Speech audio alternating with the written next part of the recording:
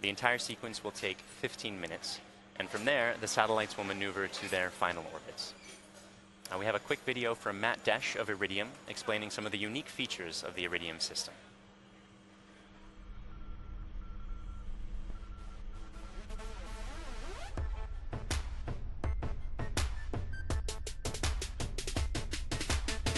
Did you know?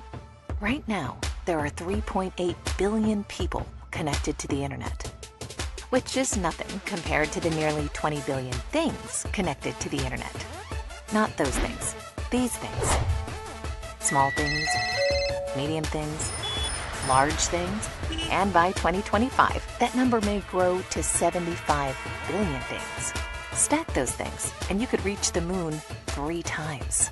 But did you know reliable internet to connect your things is not available on 80% of the planet? So on most of the planet, these things are out of reach. Did you know? Iridium low Earth orbit satellites provide reliable internet connectivity to the entire globe, bringing everything within reach, no matter where it is on the planet.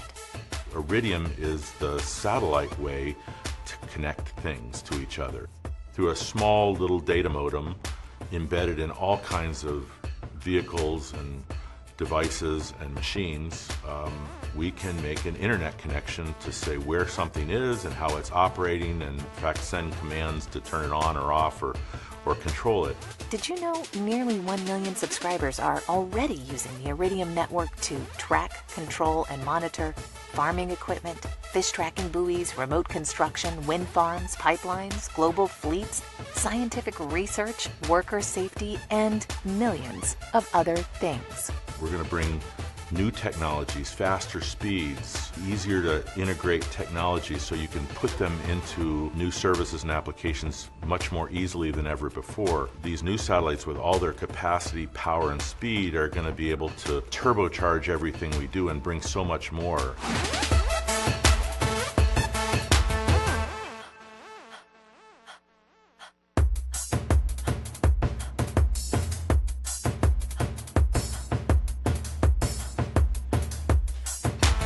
About T-minus 4.5 minutes to launch, and we've got only a few things left to do at this point.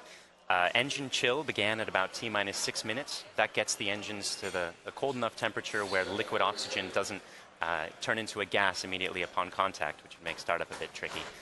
The strong back is going to begin its lean back shortly. We're currently finishing up propellant loading and pressurizing the tanks to make sure they can support the mass of the fully loaded vehicle. That propellant loading is going to continue for another couple minutes still to keep it all as cold as possible. We'll also be performing an engine wiggle. That's testing the thrust vector control system that steers the engine during its ascent. You may also see a vent of gaseous oxygen from the strong back inside of about T-minus 90 seconds. And you can see the strong back is beginning its retraction at the moment, leaning back slowly there. It's going to continue until it gets to about 77.5 degrees. At T-minus 1 minute, the vehicle will transition to internal power, and from there it will completely control the remainder of the countdown.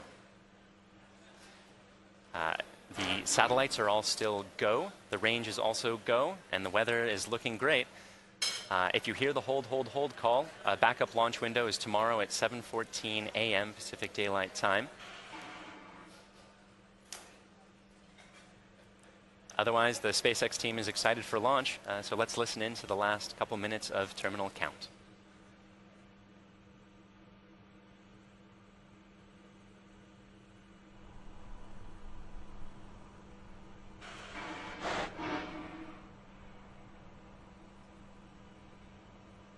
Stage 1 LOX is closed out for flight.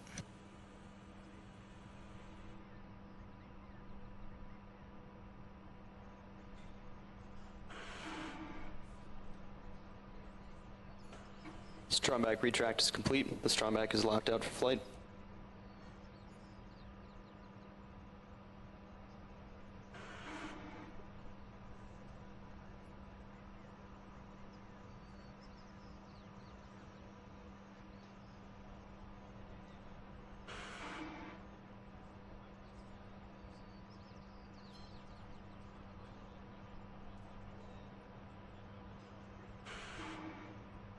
Rock, verify range is green. Rock, range is green.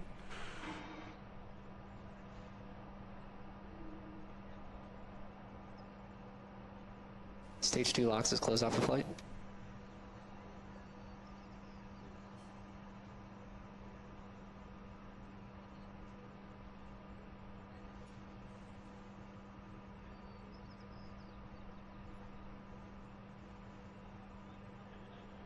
Vehicles in self-line.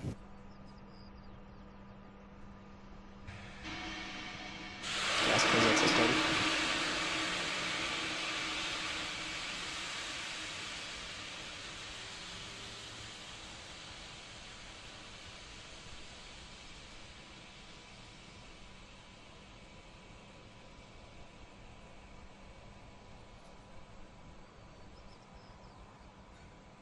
ASTS is ready for launch.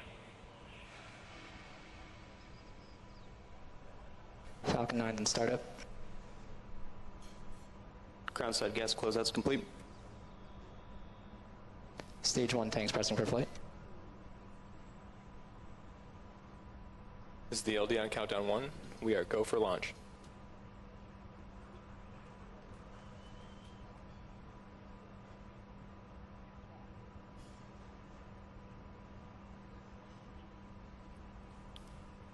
T-minus 30 seconds.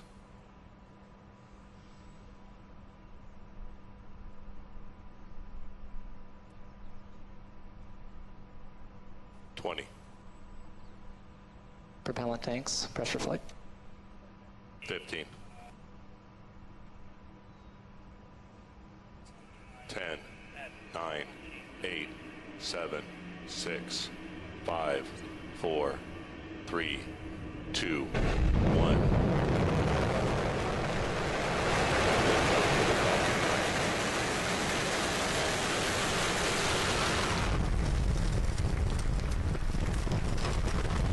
Vehicle is pitching downrange. Stage 1 propulsion is nominal.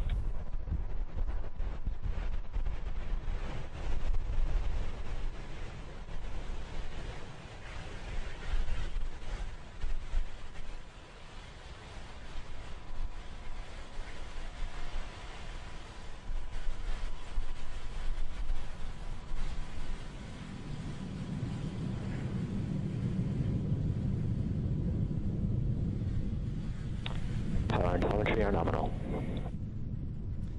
And we had successful liftoff of the Falcon 9. As you saw, it's pitching downrange at the moment to continue its ascent into orbit. Going supersonic right about now. And it'll be going through max Q shortly. Vehicle is supersonic. So we're decreasing the engine thrust to minimize the pressures of max Q, which is the point at which the rocket is pushing hardest against the atmosphere. Vehicle is experiencing maximum dynamic pressure.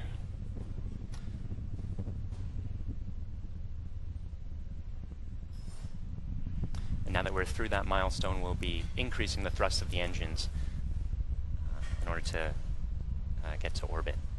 But while the atmosphere is still relatively thick, we can prevent it from exerting too much pressure on the fairing by throttling the engines a little bit.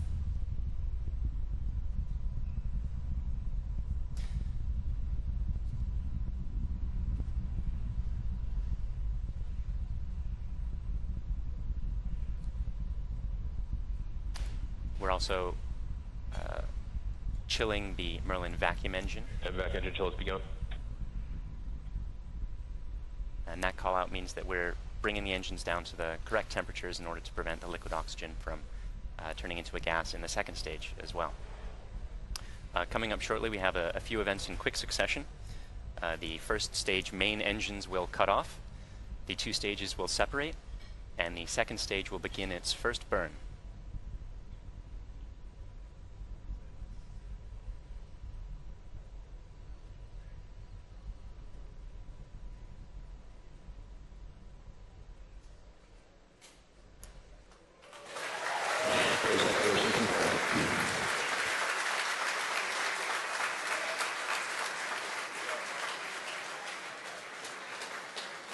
Head back ignition.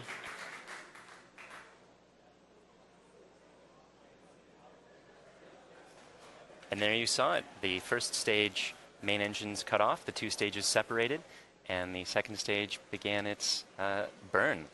You can actually see the first stage falling away behind the second stage for some of these shots. That's gorgeous.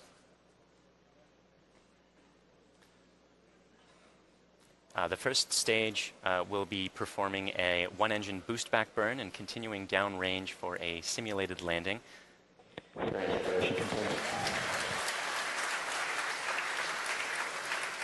And you just saw the Second stage trajectory nominal. just saw the two halves of the fairing fall away. Good from deploy. We will be attempting a recovery of one of the halves of the fairing today on our fairing recovery ship, Mr. Stephen, as part of an experimental program to reuse those parts of the vehicle.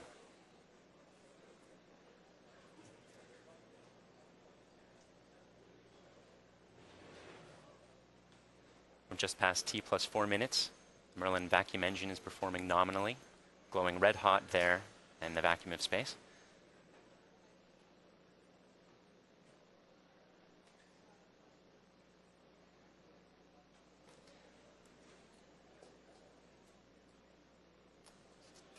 A quick reminder, we will be intentionally ending live coverage or live video coverage of today's mission due to restrictions placed on us by the National Oceanic and Atmospheric Administration. So don't be surprised when that occurs at about T plus 9 minutes.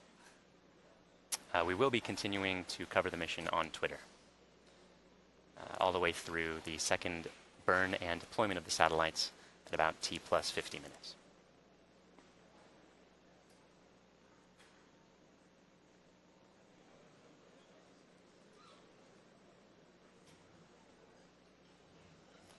We're at T plus 5 minutes.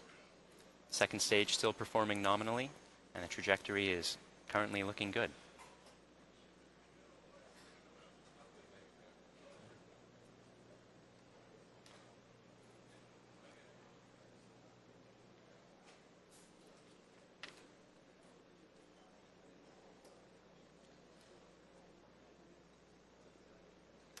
A couple interesting facts about the first stage as it's continuing its simulated landing.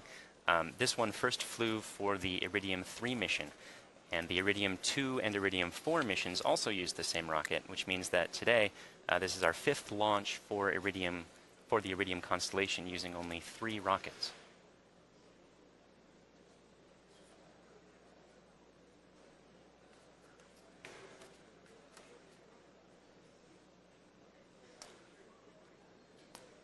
We're now at T plus 6 minutes, which puts us more or less exactly halfway through the second stage's first burn. The first burn is to bring the second stage into a parking orbit.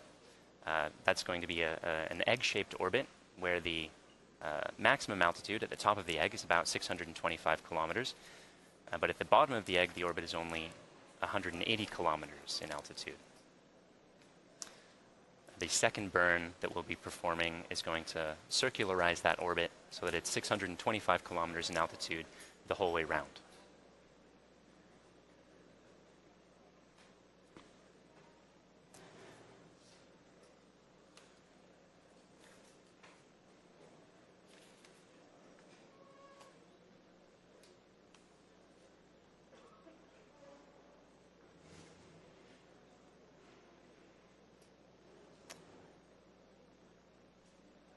We're now at T plus 7 minutes.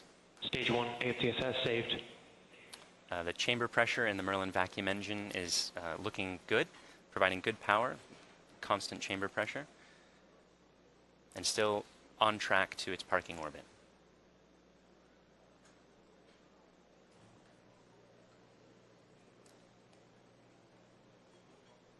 Between the end of the first burn and the start of the second burn, there's going to be about a 42-minute coast phase in order to position the second stage to prep for circularizing that orbit. We will be continuing that coverage on Twitter. LOS Stage 1, Vandenberg expected.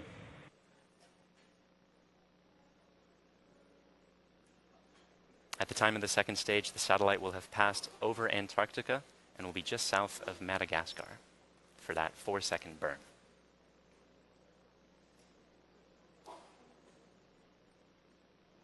Now just past T plus 8 minutes. Second stage still performing nominally. Still on track for that parking orbit.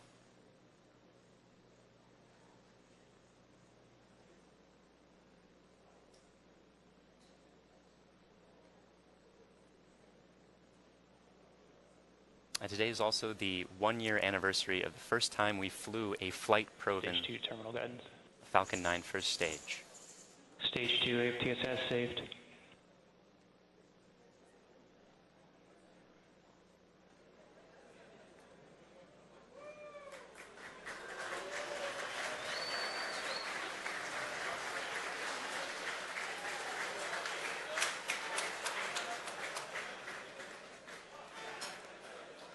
We're at about a few seconds now from the second stage completing its first burn.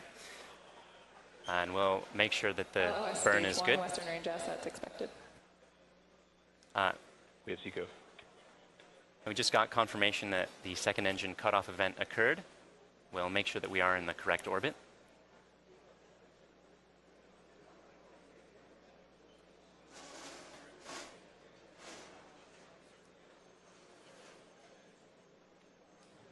Stage 2 nominal insertion.